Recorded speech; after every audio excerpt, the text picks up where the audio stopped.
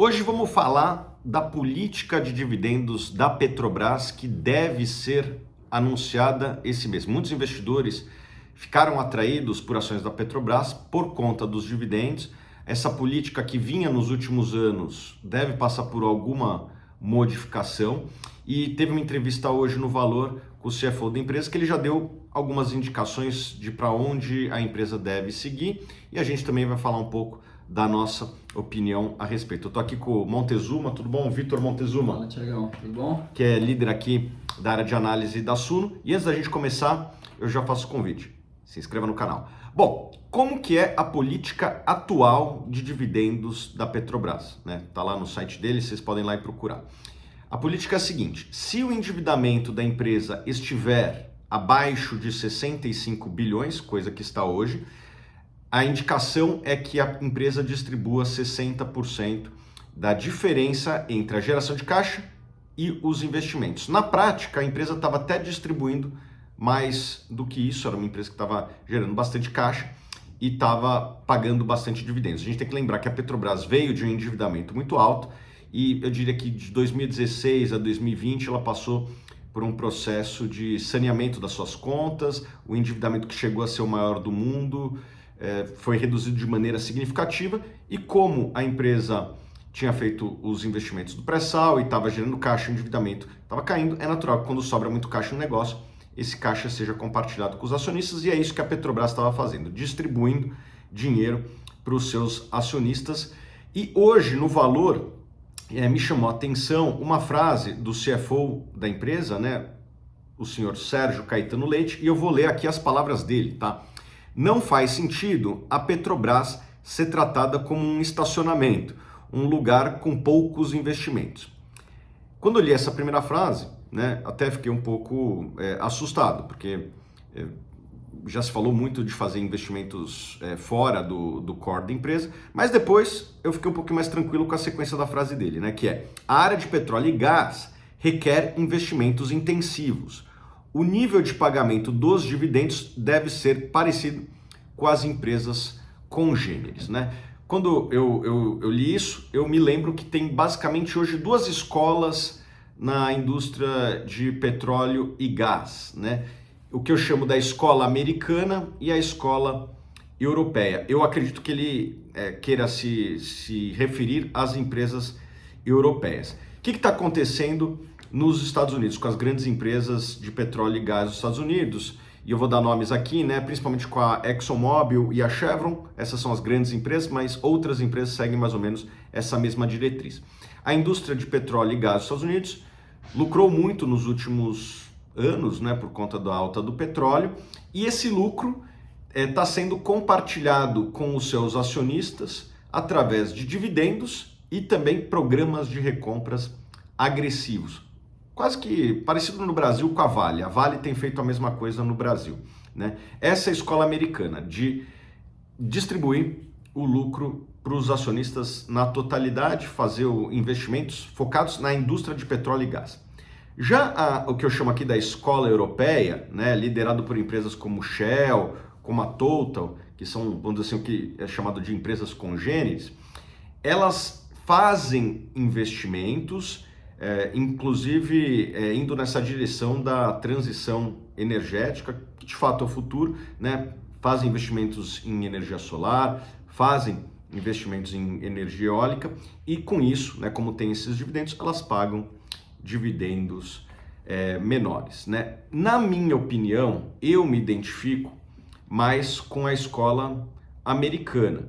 Alguém pode falar: pô, Thiago, mas não é importante investir em energia renovável? Isso é o futuro, eu concordo. O meu único questionamento é: será que essas são as melhores empresas para fazer esse investimento? Ou não é melhor você receber os dividendos, Você, acionista, recebe os dividendos dessas empresas e aloca na empresa que melhor faz isso? Existem no Brasil várias empresas que fazem muito bem o investimento em energia eólica, podemos citar em energia, renovável, podemos citar aqui a ENGIE, a Eletrobras, que possivelmente é uma das maiores empresas do mundo de energia renovável. Na minha opinião, não precisa ser feito pela empresa de petróleo, no caso a Petrobras, inclusive porque a Petrobras, às vezes que tentou sair do core business, a gente já viu que maus negócios aconteceram. Então, eu, como acionista de Petrobras, eu prefiro que ela me pague dividendos e eu aloque numa ação como da Petrobras ou da Engie ou outras empresas que fazem muito bem esse investimento em energias renováveis. Só que na frase dele, ele cita um negócio interessante, que é: a área de petróleo e gás requer investimentos intensivos. E daí eu acho que a Petrobras é uma das raras empresas do mundo que consegue fazer, vamos dizer assim, a escola latino-americana, a escola brasileira, que é reter, mas investir em projetos que estão no core business dela. Certo, Montezuma? Eu concordo 100%. Assim, quando a gente pensa no negócio de óleo e gás, ele é um negócio de fato intensivo em capital, né? Para você extrair petróleo, para você refinar petróleo, para você extrair gás, você precisa de pesados investimentos. Mas existe uma diferença no investimento de manutenção do negócio e no investimento de crescimento. E quando que faz sentido para a empresa investir em crescimento? Quando essa é a melhor opção para gerar valor para o acionista. Então, geralmente, uma empresa madura, como a escola americana tem empresas maduras, ela dificilmente vai ter projetos de reinvestimento para crescimento com retorno alto no capital e, portanto, faz mais sentido ela distribuir esse capital para os acionistas na forma de dividendos ou recompra. A Petrobras é uma empresa que consegue ter investimentos no segmento com alto retorno no capital investido.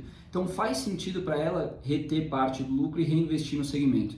O que talvez não faça sentido, e eu concordo com a visão do Thiago, é sair do core business para investir na renovação ou na transição energética, né? Isso acaba que compromete os retornos para o acionista, que poderia estar retornando esse capital e ele poderia estar tomando a decisão por conta própria, investindo em empresas cujo core business é a energia renovável. Então eu concordo 100%, eu acho que faz sentido. A frase preocupa no início, mas eu acho que a diretriz que ele dá depois de que a indústria de óleo e gás requer investimentos, para mim também faz sentido, e eu acho que a Petrobras é uma das poucas empresas hoje no segmento que pode ter sim projetos para reinvestir no próprio setor com alto retorno no capital investido. Vamos dar nome aos bois, né? O pré-sal é uma joia, né, que nós temos aqui, provavelmente uma das melhores, se não for a melhor reserva que foi descoberta no mundo nos últimos 20 anos. E tem também as possibilidades da margem equatorial. Eu vou fazer um vídeo só sobre margem equatorial no futuro próximo, né? Tem alguns desafios ambientais ali a serem superados, mas existem indícios de que são reservas boas, né? Inclusive o nosso ministro de Minas e Energia, ele falou que seria o passaporte para o futuro. Ele usou essa expressão e existem indícios que é uma boa reserva, essa reserva que vai mais ou menos lá do Amapá, passando por todos os estados do norte até chegar ao Rio Grande do Norte. Então, vamos lá. Ainda não temos a visibilidade de como vai ser a política de dividendos, já temos algumas frases soltas ali que fazem a gente ter algum direcionamento, né? E eu acho que tem dois cenários bons e um cenário ruim, péssimo, né? Me parece que vai ser mais um dos cenários bons. Qual que seria dois cenários ótimos, né, para uma nova política de dividendos? Um seria manter a política de dividendos atual, que é uma empresa que de fato paga dividendos robustos aos seus acionistas. Outro cenário que seria bom também seria manter uma distribuição menor, mas investir nessas reservas que eu citei, né? Se o mundo vai consumir petróleo, vai continuar consumindo petróleo, que seja o nosso, né? E os nossos custos no Brasil têm se mostrado bastante competitivos e bastante rentáveis, né? As margens da Petrobras hoje são, das empresas que eu comparo do Ocidente, as melhores margens, então tem se mostrado um bom negócio investir na indústria de petróleo e gás. Esses seriam dois cenários ótimos, né? Um cenário que seria mais parecido com o que vinha acontecendo, um outro que seria de alocação de capital, mas ainda na indústria de petróleo e gás, e um cenário que eu não julgo como muito positivo seria fazer investimentos grandes, mas fora do core business, né? Chegou a se falar em eólico offshore, esse tipo de coisa me preocupa, eu não acho que é a melhor alocação, não me parece ser também a preferência do governo, né? Pelos discursos, pelas falas, pelas entrevistas que têm saído, eu acredito que a Petrobras deve seguir uma boa distribuição de dividendos e aquilo que não for distribuído vai ser investido na indústria de petróleo e gás, que o Brasil tem muita reserva, tem condição de... é um dos poucos países do mundo que tem condição de continuar ampliando sua produção, e o mundo vai fazer a sua transição, mas ao longo dessa transição energética ainda vai ser necessário petróleo e gás, e que, se é necessário, é melhor que consumam o nosso do que consumir de terceiros. Isso traz divisas para o Brasil, isso traz receita, né? O Brasil hoje já exporta bastante petróleo, tem ajudado na balança comercial, e pô, eu prefiro que a gente traga dinheiro para nós do que outros explorem esse mercado, certo? Não, concordo 100%. Eu acho que pelos indícios que tivemos, o cenário mais provável, e aí não quer dizer que é com certeza, porque a gente ainda precisa aguardar um retorno definitivo, mas o cenário mais provável é esse cenário com uma redução dos dividendos e investimentos